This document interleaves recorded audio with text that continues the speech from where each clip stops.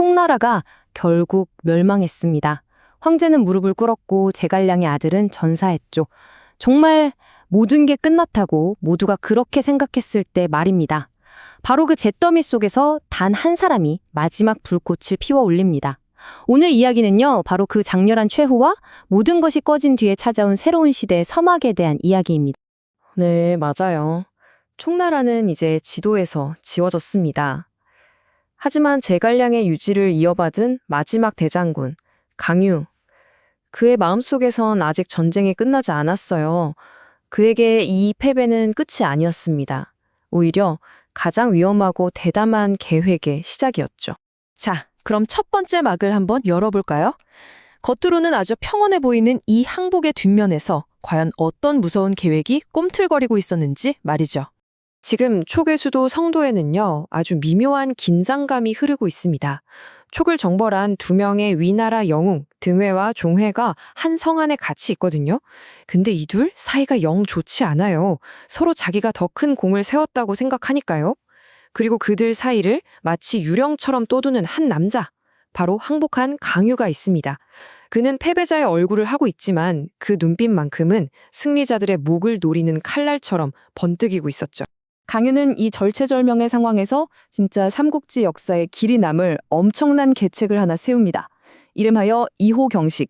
말 그대로 호랑이 두 마리가 서로를 물어뜯게 만드는 그런 무서운 계략이죠. 자, 계획은 이렇습니다. 첫째, 혁혁한 공을 세운 등해한테 반역 누명을 씌운다. 둘째, 야심은 넘치는데 속은 좀 좁은 종해를 살살 부추겨서 등해를 체포하게 만든다.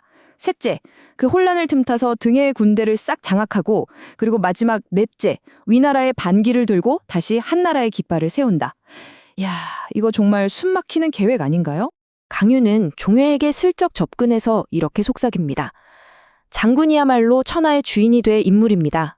저 강유, 장군을 위해서 등해를 제거하고 함께 대업을 이루겠습니다. 하지만 여러분, 이건 전부 연기였죠. 그의 진짜 목적은 종해를 이용해서 위나라 군대를 와해시키고 마지막 순간에 그의 뒤통수를 쳐서 총나라를 다시 일으키는 것이었습니다. 그의 충성심은 오직 쓰러진 한 나라, 바로 총나라만을 향하고 있었던 겁니다. 자, 이제 무대는 완벽하게 마련됐고 배우들은 각자의 역할을 시작합니다. 강유가 짜놓은 각본대로 비극의 막이 오르기 시작하는 거죠.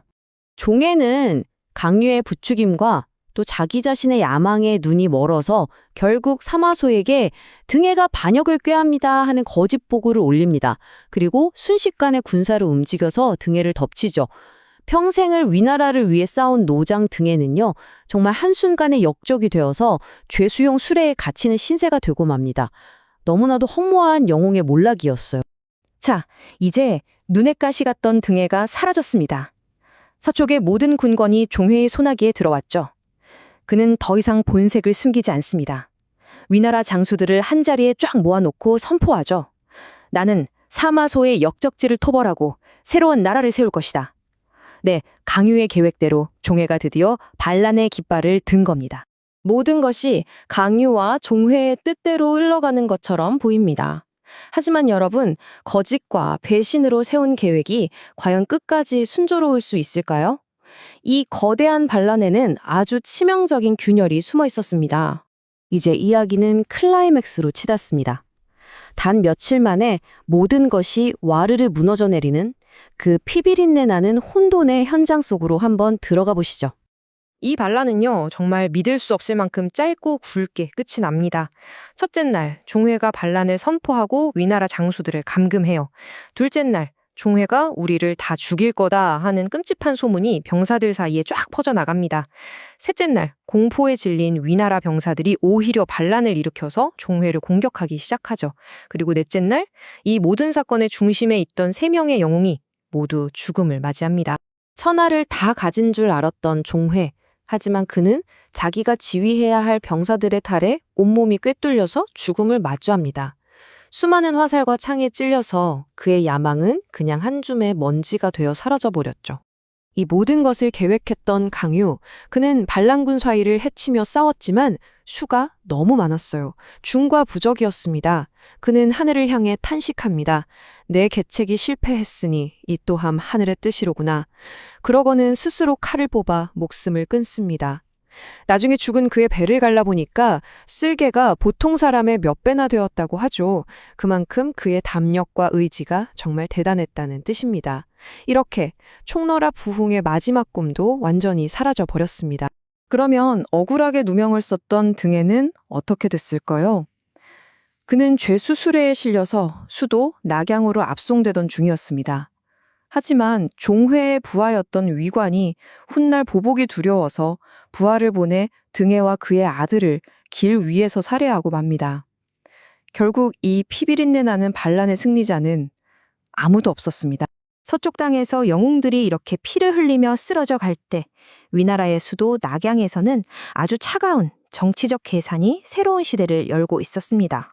이 모든 혼란을 뒤에서 조종했던 위나라의 실권자 사마소. 그는 반란이 진압되고 얼마 지나지 않아서 세상을 떠납니다. 그리고 그의 모든 권력과 야망은 아들인 사마염에게 고스란히 넘어갔죠. 이제 마지막 퍼즐 조각 하나만 맞추면 되는 그런 상황이었습니다. 여기서 선양이라는 개념을 한번 짚고 넘어가야 하는데요.